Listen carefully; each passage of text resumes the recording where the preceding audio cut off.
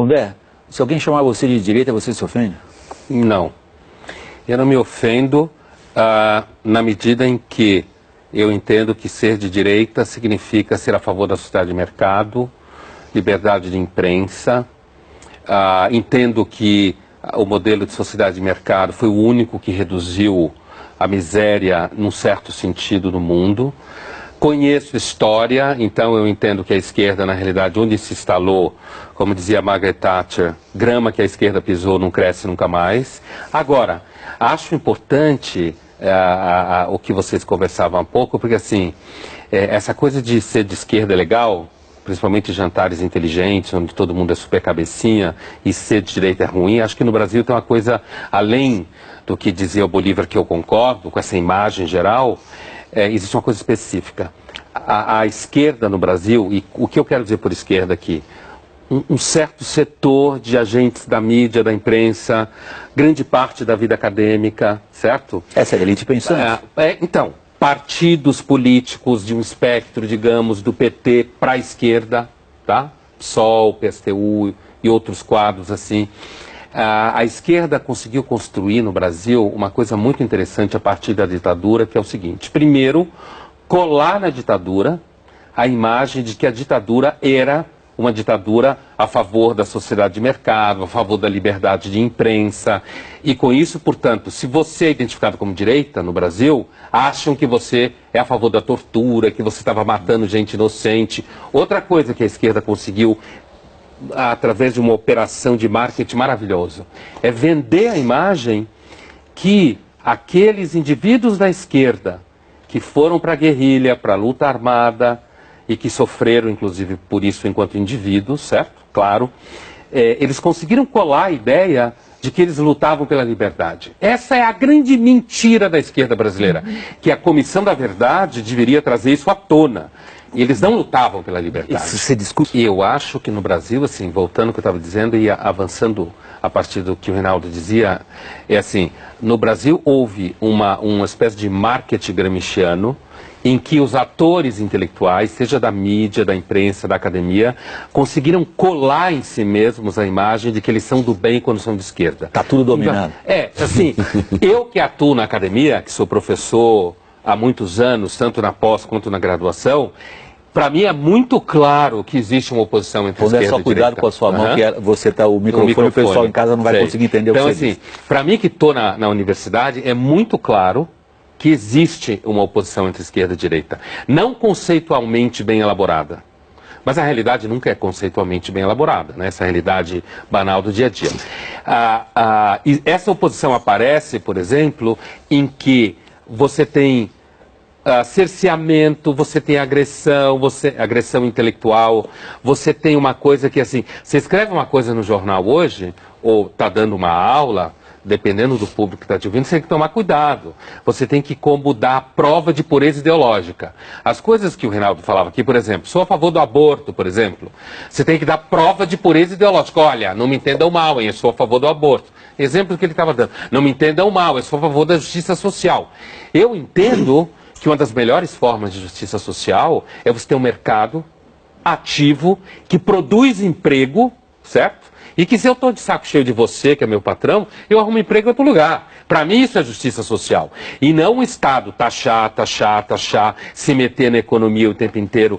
Então a minha impressão é de que existe, no dia, pelo menos na academia eu sinto, e tem outra coisa, William, essa questão do conceito, a dificuldade do debate conceitual, eu também tenho uma visão muito clara que é a seguinte: há uma espécie assim de... é inviável, é quase inviável o acesso à bibliografia. Os alunos da universidade praticamente só leem Marx, Rousseau, Foucault e Bourdieu. Acabou! Os professores não dão acesso aos alunos lerem outra bibliografia. Então você tem uma espécie assim, de contenção e de censura. Eu só ia acrescentar o seguinte, que assim, eu acho que há uma...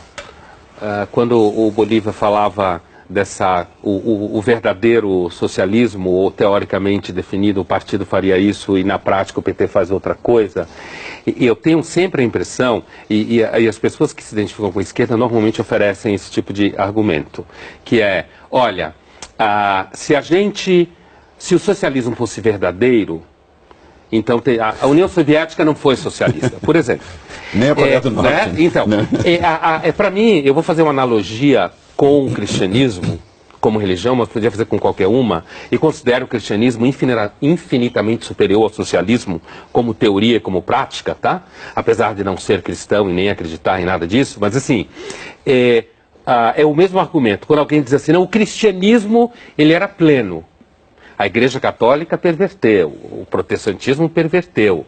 E as pessoas que se identificam com a esquerda normalmente usam esse argumento. Olha, a esquerda, ela na sua definição, teria dado certo, como dizia o Bolívar, lá na frente teria dado certo. Eu cobri muito a guerra, não existe. Eu cobri muito a Guerra Fria a partir da Alemanha. Sim. Se chamava o socialismo realmente existente, era o socialismo que não prestava.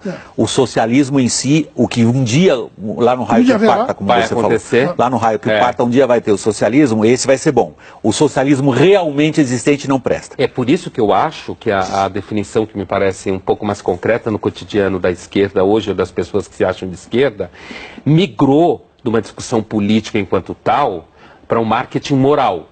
Isso. Então é assim, a pessoa que é de esquerda, ela se acha superior. Façamos um teste.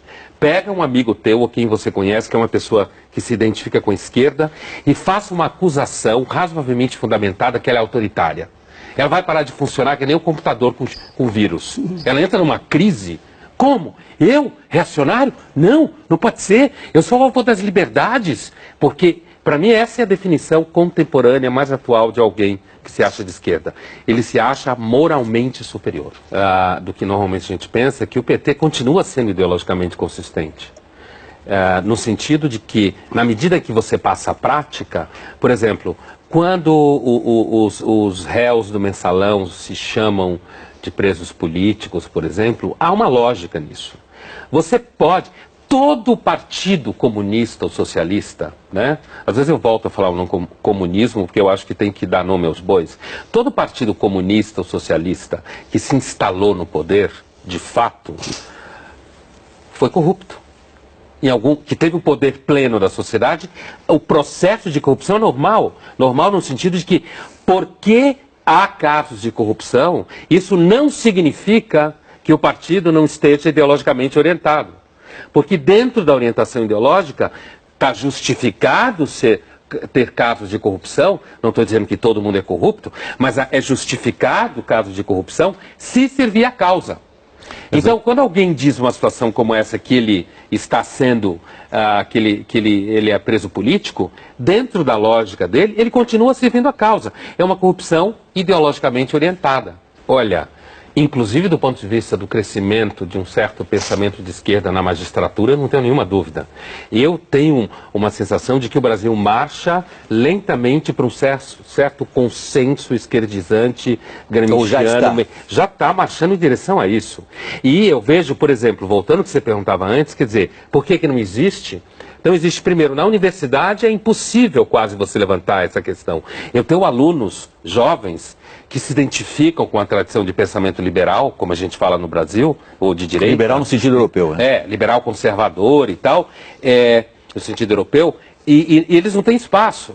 Eles não conseguem entrar em universidades grandes, não conseguem fazer pesquisa, são mal recebidos nos espaços. Se você pegar, por exemplo, centros culturais financiados por bancos, grosso modo, só financia pesquisa de esquerda, intelectual de esquerda, revista de esquerda, manifestação de esquerda. Se você pega alguma pequena instituição que queira fazer um seminário, um colóquio identificado com o pensamento liberal, conservador no sentido europeu, não tem dinheiro, não tem espaço, não tem institucionalização.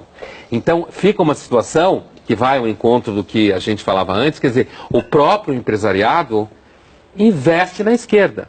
E quando você fala da Constituição, para mim é muito claro.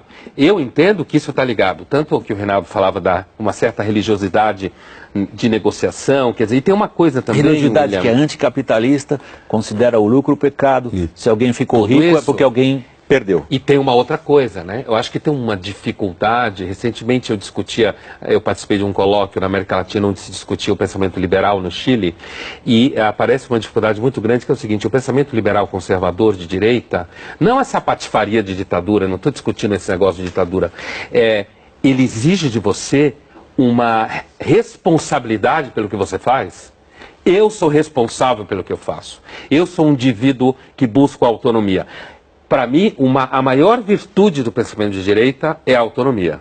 Enquanto que o pensamento de esquerda, ao dissolver você no coletivo, ao dizer que a responsabilidade pelas coisas que acontecem é dos outros, ao dizer que a culpa é dos outros, é confortável. Então, o preguiçoso adora ser de esquerda. Por isso que ele começando, você acha? Ou está terminando? É assim, quando o Reinaldo fala da guinada direita, da mídia, da imprensa, porque o que caracteriza a esquerda no debate cultural é que ela não tolera a diferença. Isso. Apesar de falar de diferença o tempo inteiro. Não tolera a diferença.